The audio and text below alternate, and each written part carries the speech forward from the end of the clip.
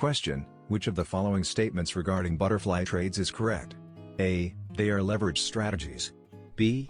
Shorting intermediate-term bonds and investing the proceeds in the barbell portfolio has net negative convexity. C. Shorting the barbell portfolio and investing the proceeds in intermediate-term bonds profits from increasing curvature. 자, 오늘의 CFA 레벨 3 문제 한번 볼게요. 자, 밑에 내용, 이 밑에 스테이트먼트 중에서요, 버터플라이 트레이드에 대한 설명으로 맞는 것은요.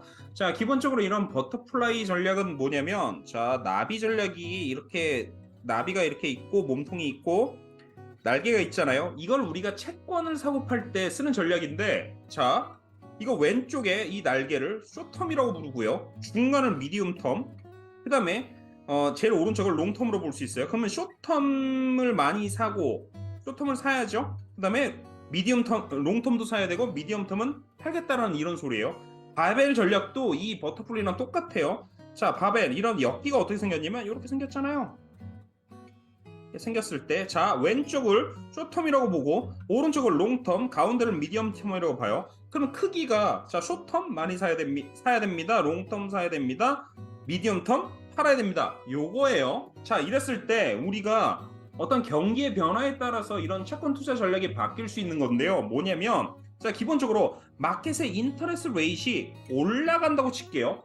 자, 마켓의 인터레스트 레이트이 올라가면 어떤 일이 일어나느냐? 자, 대출 금리가 높아지기 때문에 대출을 사람들이 안 하게 될 거고, 그럼 시장에 돈이 없게 될 거예요. 그렇죠? 그럼 경기가 안 좋아지게 되겠죠. 이랬을 때 이런 시장의 이자율과 채권의 관계는 그 음의 관계라서 반대 관계예요. 그래서 시장 이자율이 올라가면 채권의 가격은 낮아지게 될 거고요. 반대로 시장 이자율이 낮아진다면 어떤 경기에는 어떤 영향을 미치느냐? 자, 대출 금리가 낮아지면 사람들이 대출을 많이 할 거고요. 그러면 시장에 돈이 많아지게 될 거고요. 그럼 경기가 좋아지겠죠. 그런데 이것도 채권과는 반대 방향으로 움직이는 게, 시장 이자율이 낮아지면 채권 가격은 높아지게 될 거예요. 그러면 이게 1번 상황과 2번 상황이라고 본다면, 1번 상황, 채권이 낮아지게 되는 상황이라면 채권은 팔고 안 사야죠. 그 다음에 2번,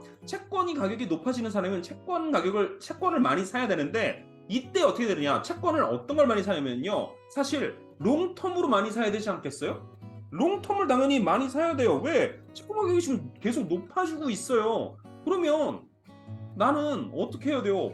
롱텀으로 갖고 있어야 나는 이익 볼 거 아니에요. 그런데 여기에서 이런 버터플라이 전략과 어떤 바벨 전략에 의해서 롱텀을 살 때 모두 같이 사요? 숏텀도 같이 사요. 왜? 어떤 리퀴디티를 위해서 사는 게 좋겠죠.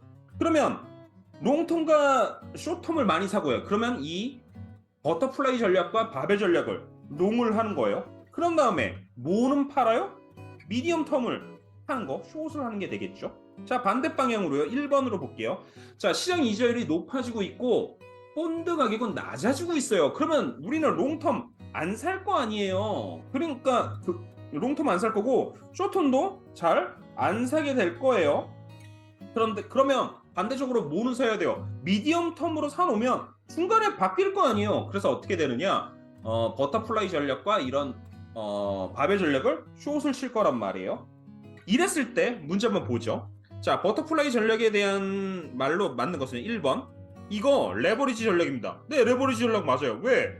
이거 숏 치는 거잖아요.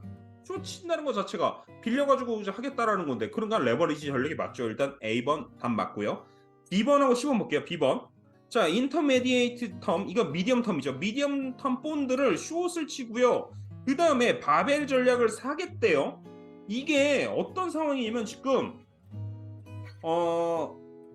미디엄 텀은 숏을 치고 그 다음에 바벨은 사겠다. 이게 지금 2번 상황이네. 2번 상황, 우리가 봤던 그 이자율이 낮아지고 채권 가격은 높아지는 상황. 이때 네가티브 컨벡시티를 갖고 있다. 컨벡시티가 뭐 네가티브하다는 건데, 이건 이제 컨벡시티의 개념을 봐야 되는데 조금 이따 설명하고 10번부터 볼게요. 자, 쇼팅 바벨을 하고요.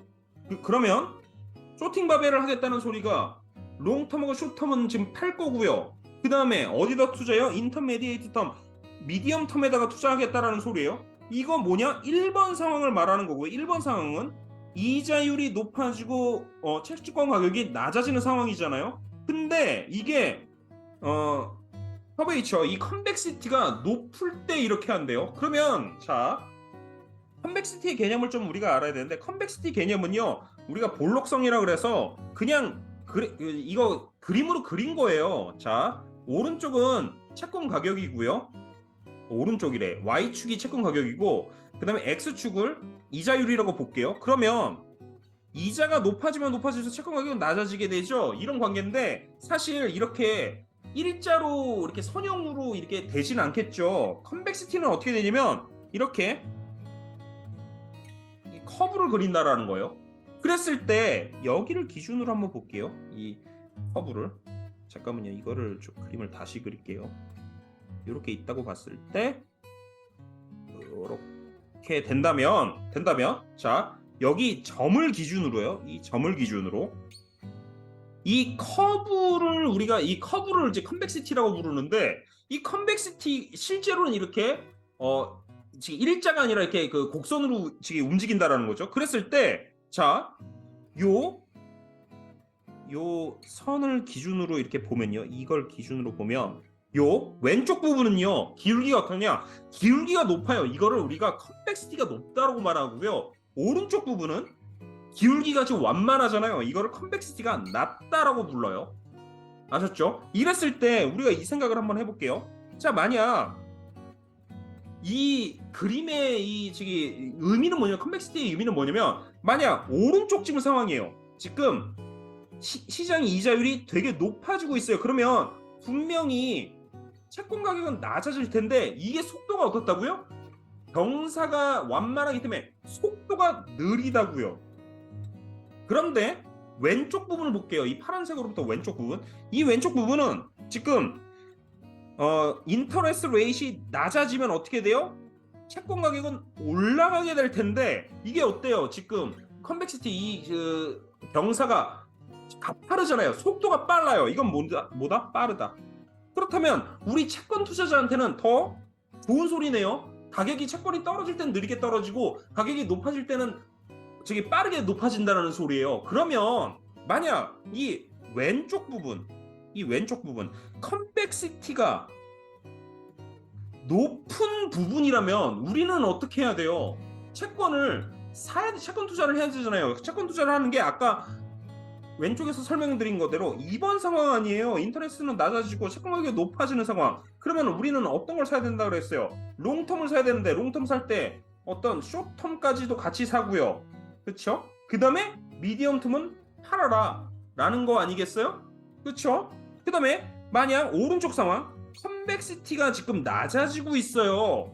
그러면 이 상황이라면 1번 상황 인터레스트 레이트는 높아지고 가격은 채권 가격은 낮아지는 상황이니 어떻게 해야 돼요? 자, 롱텀 팔아야 돼요. 그러니까 이제 숏텀이랑 같이 움직이니까 팔고요.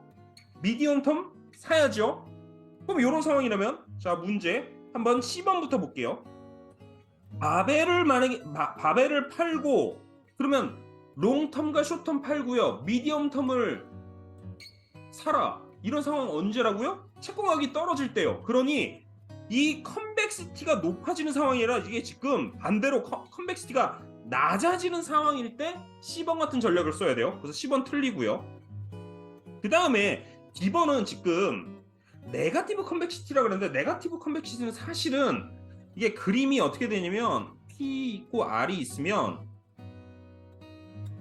왼쪽에 지금 그림 그려놓은 거는요. 저거는 이제 우리가 포지티브한 컨벡시티라고 보고 일반 상황에서는 다 저래요. 그런데 네거티브 컨벡시티는 그림이 이렇게 그려진다고 보면 돼요.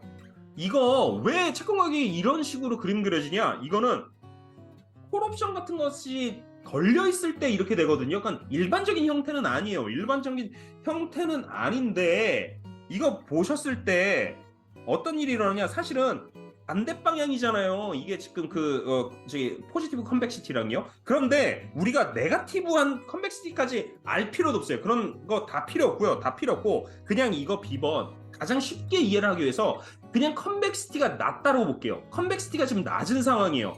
컨벡시티가 낮은 상황이라면 어떤 상황이냐면 이자율이 줄고 있고 채권 가격이 높아지고 있어요. 그러면 어떻게 된다고요?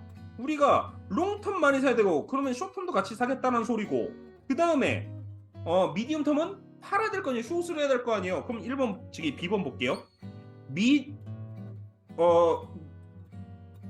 미디엄텀은 저기 우리가 미디엄텀을 숏을 하고요. 그 다음에 바벨은 투자를 한다 라는 말, 이게 네거티브 있을 때 한다. 자, 그러면 네거티브는 방향이 반대라 그랬죠. 그러니 이게 포지티브일 때 우리가 이런 식으로 해야 되겠죠. 그러니까 B번도 틀린 거예요. 자, 좋은 하루 보내세요.